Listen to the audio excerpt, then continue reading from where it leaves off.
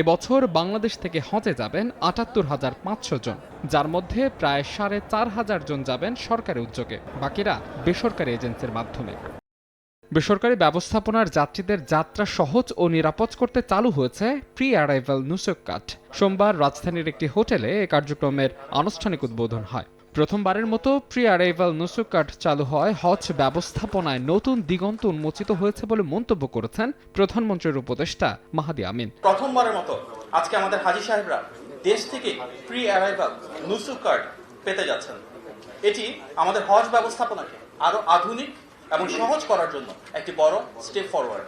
আসন্ন হজ মৌসুম রয়েছে, সেটিকে আরো কিভাবে আধুনিক, সময় উপযোগী এবং হাজি বান্ধব করা যায় সেগুলো নিয়ে সরকার ইনশাল্লাহ কর্মকাণ্ড অব্যাহত রাখবে। হজ যাত্রায় মুসল্লিদের যথাযথ সেবা দিতে ব্যর্থ হলে এজেন্সির লাইসেন্স বাতিলের হুঁশিয়ারি দেন বিমান প্রতিমন্ত্রী এম রাশেদুজ্জামান মিল্লাত।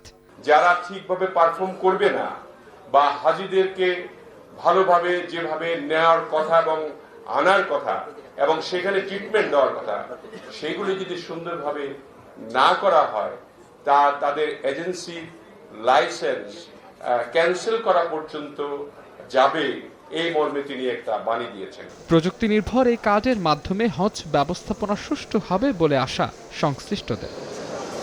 মাহাদ ইসলাম ধ্রুব, সময় সংবাদ, ঢাকা।